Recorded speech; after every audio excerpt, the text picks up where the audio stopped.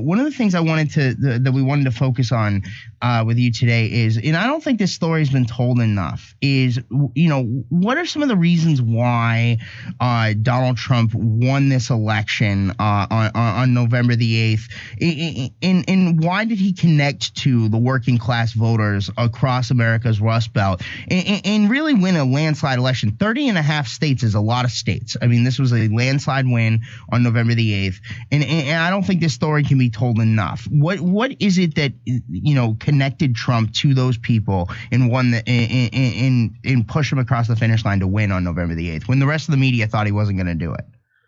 Well, it's a great question, Matt, and I think Speaker Gingrich mentioned this the other day, and I think it was spot on, which is Donald Trump's a builder. He's been building. He's been out there among people who are working hard every day, crafting stuff, building things, and he understands the concerns and frustrations that the average worker faces because he's doing things, constructing things, and that's the base of our country. People who go out and build things and make the country great. He understands where they're at, the frustrations they have with a government that hasn't been as responsive as it should be, a government that frankly seemingly doesn't need to be respectful of their hard-earned tax dollars. And I think that he articulated those concerns and an agenda that would lift up the country and move it forward in a way that nobody else had. He truly represents a movement. Hey, Sean, it's Charlie. Charlie Spearing, White House correspondent. And I just had a question for you about sort of the media and what they should expect. You've been kind of going around town saying that business as usual is going to be changed. What kind of things has like Republicans struggled with when it comes to the media, and how do we change that culture? Well, there's several ways. And, I think Matt put his finger on it in the first question, which is that I think that a lot of the mainstream media dismisses or misses, either one, the concerns of what's going on in the heartland of America and the frustration they have with government. And they dismiss it as, it's fodder, when in fact they are real concerns. There's real angst. There's real frustration. And I think the president-elect frankly get that. And he's asked everybody, whether it's staff or appointments for major cabinets, to look at the area of their purview and figure out if we can do a better job for the American people, if we can be more effective and more efficient in how we do that job. And so with respect to the media, I think one of the things that we've started to try to do is have a conversation with all stakeholders, the American people, conservative radio, conservative outlets, mainstream media, frankly, and say, can we do a better job? But I think that there's this monopoly of mainstream media's dominance of coverage and belief that they have to be the big channel through which everything gets filtered. And again, I think channels and publications like Breitbart have offered a challenge to the mainstream media, because it's not just how you cover things, it's what you cover. And I think one of the things that the mainstream media misses sometimes is that it's not just these cries of bias and what they cover, but it's what they don't cover. And there are real issues out there that, frankly, they just miss, in places like Breitbart cover them, and other conservative outlets that have given hold to a whole place that people can go and get information. And I think it frustrates the mainstream media that they realize that they are now having to compete with people who undermine their ability to dominate the agenda.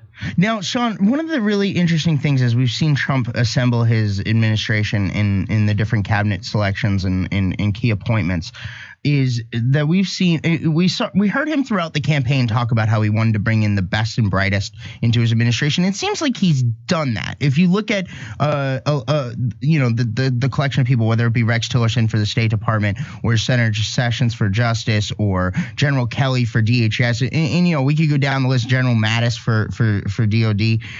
It really is an interesting collection of individuals. Can you tell us a little bit about how the cabinet is going to interact with the Trump White House and what some of the other big things to expect from the first 100 days of the Trump administration? Yeah, I think the way that he's operated his business is he has hired really smart people to manage and run different, whether it's a property or a project, and then he holds them accountable.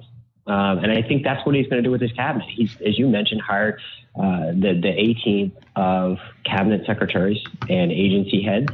and he's going to allow them to implement a Trump agenda and hold them accountable with metrics to make sure that they are helping this country move forward, making our services to the American people and the agenda that we implement something that is putting America at the forefront in the global economy, but also making sure that the American worker is the first priority of every decision. And then we're starting to talk about how is this going to affect the man or woman that's out there struggling right now? How can we help them have more opportunity, lift up their wages, make sure that their healthcare costs are reduced, save for their child's college or other educational opportunities?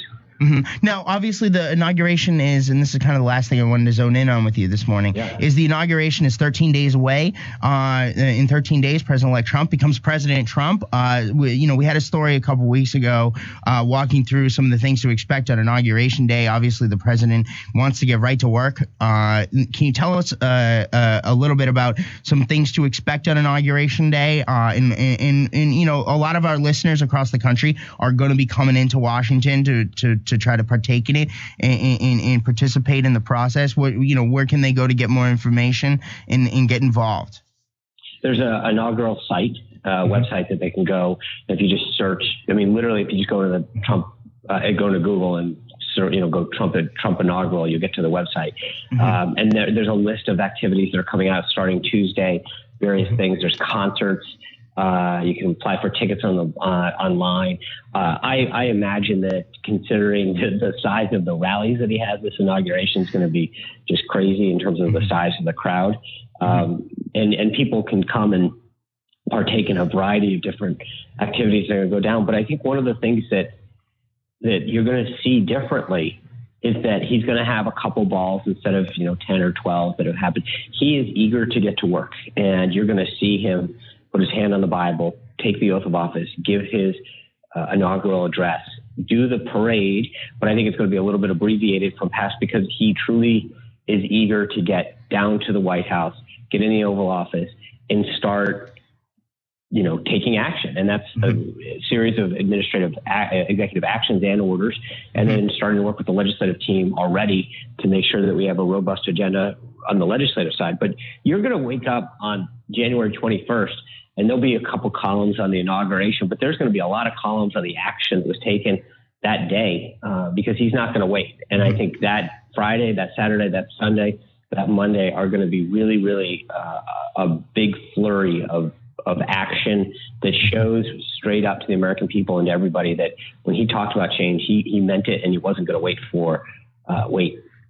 Mm-hmm. And Sean, can you give us a couple of hints about some of the things he's going to do on day one? Well, I think everything from the lobbying ban, which is very forward thinking. It says that if you want to serve in the Trump administration, you're here to serve this country, not yourself. So there's a forward thinking 5-year ban on becoming a lobbyist and a lifetime ban on serving the country.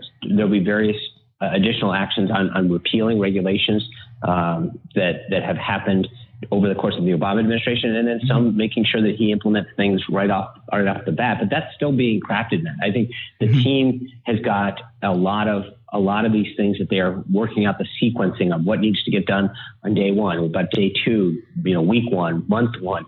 But there are so many things that he is eager to get through in each of the agencies and departments to really help spur economic growth and job creation that it's a good thing you guys have a website and unlimited amount of space because I think there's going to be so much activity going on that we want to make sure we capture all of the successes that he's going to have.